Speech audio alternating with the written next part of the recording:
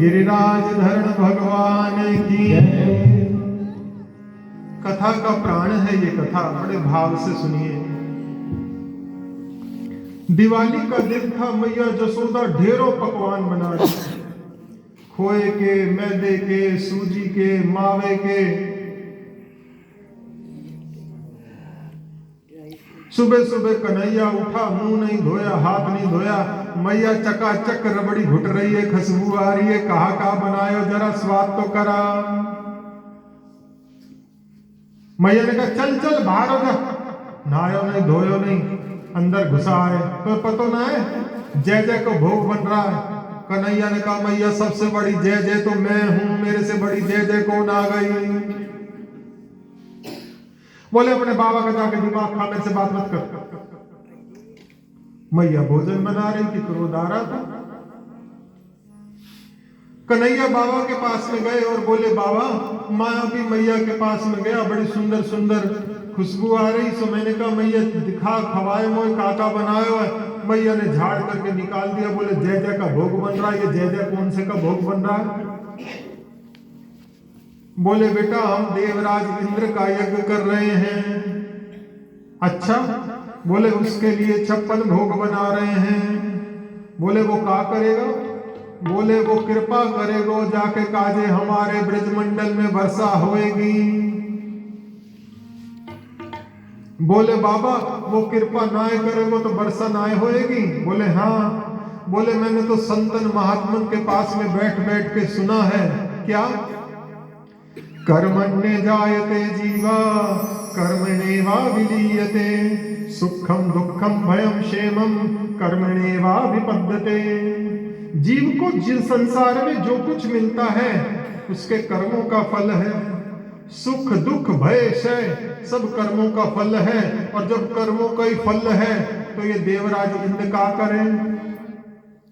नंद बाबा बेचारे गरीब ब्रजवासी, अब उनकी समझ में लाला तू चाहे का है, वो तो बात कह दे, तू कहना का चाहे। बोले बाबा मेरे पास एक बहुत बड़ी जय जय है, उसकी गो हम पूजा करेंगे। बोले बहुत बड़ी जय जय का क्या मतलब है। बोले मेरे साथ चलो, आज से इंद्र की पूजा बंद और बड़ी जय जय की पूजा चालू। अब भोले बाबा नंद बाबा जसोदा मैया ब्रजवासी बोले लाला जो जो कहता है बात में तत्व तो है, सारे के सारे उसके साथ चलने के लिए तैयार हो गए। गोपियों ने 16-16 प्रकार के श्रृंगार किए, 84-84 गज के लहंगा पहने, और सुबह से चलते चलते लोक विहार से गिरिराज धरण की शरण में आ गए। 5:30 बज गए। अब कन्हैया से पूछते हैं लाला जय जय कहाँ है। बोले ये रही जय जय, और 7 कोस लंबे 7 कोस चौड़े पर्वत को लाला कह रहा है ये जय जय है। बोले भैया इतनी बड़ी जय जय। बोले हाँ। बोले अब इसकी पूजा में सामग्री क्या लगेगी। बोले सामग्री बाद में बताऊंगा, पहले लाला का स्नान कराना शुरू करो। जय जय को स्नान कराओ, नहलाओ धुलाओ। देवता को पहले आचमन की पहले बुलाया जाता है, फिर आचमन किया जाता है, फिर स्नान कराया जाता है, फिर वस्त्र की षोडशोपचार पूजा की विधि है। ब्रजवासी यमुना से जल भर भर के जल ला रहे हैं, और गिरिराज महाराज पर्वत के ऊपर डाले जा रहे, डालते डालते शाम के 5:30 है गए। लाला हम तो हार गए भैया। बोले इतनी बड़ी बड़ी गागर जमुना जी से भर भर के लावे भैया, और तेरी जय जय की तो मूंछों ना गीली हुई अभी तक।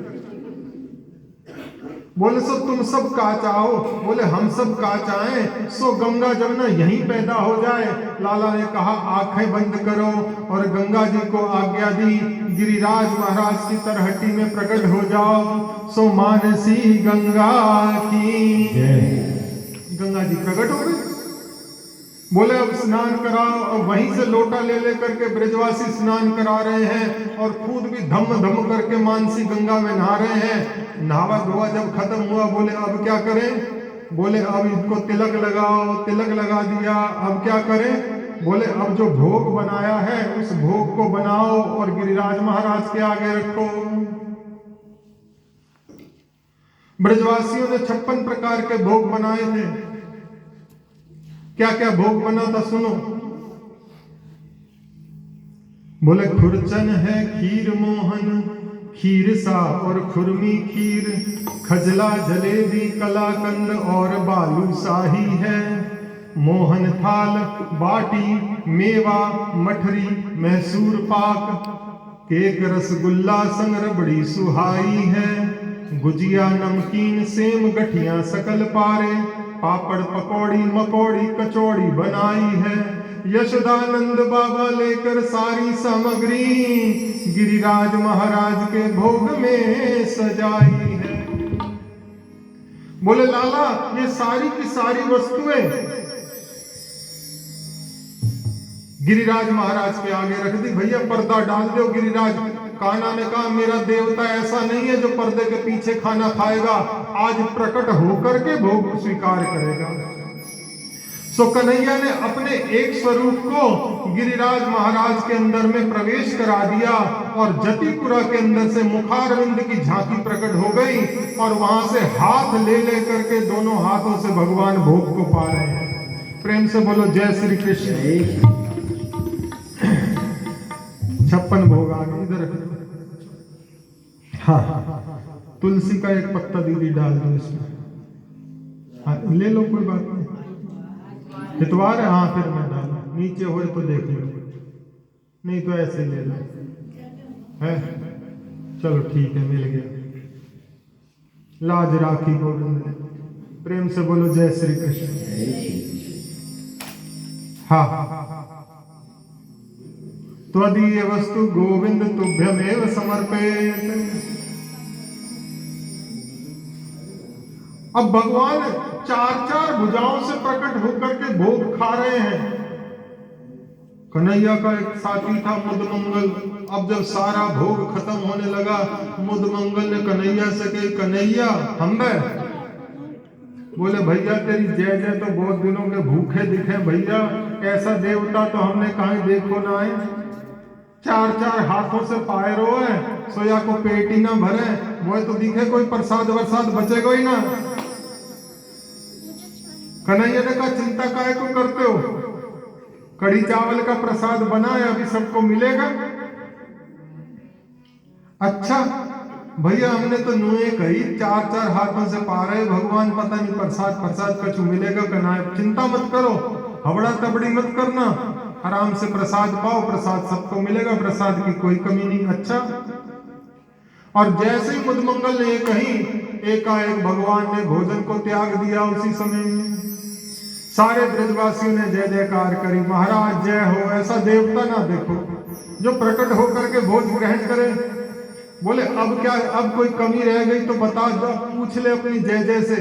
कन्हैया ने कहा हाँ जय जय के पूजा में एक कमी रह गई। बोले क्या? बोले अब जय जय की परिक्रमा दो, जब तक परिक्रमा नहीं दोगे तब तक पूजा संपूर्ण नहीं होगी। ब्रजवासियों ने कहा सही है भैया, जो तू कहेगा हम तो वही कहेंगे, बस इंद्र का अगर कोप हो तो तू ही हमें बचा लेना। ब्रजवासी गिरिराज महाराज की परिक्रमा लगाने लग गए। अभी नहीं, कथा समाप्त हो जाएगी तब आप व्यास गादी की परिक्रमा कर लेना, सो उतना ही पुण्य मिलेगा जितना गिरिराज महाराज की परिक्रमा लगाने में मिलता है। प्रेम से बोलो जय श्री कृष्ण। मैं तो गोवर्धन को जाऊं, खड़े हो जाओ नाचने के लिए।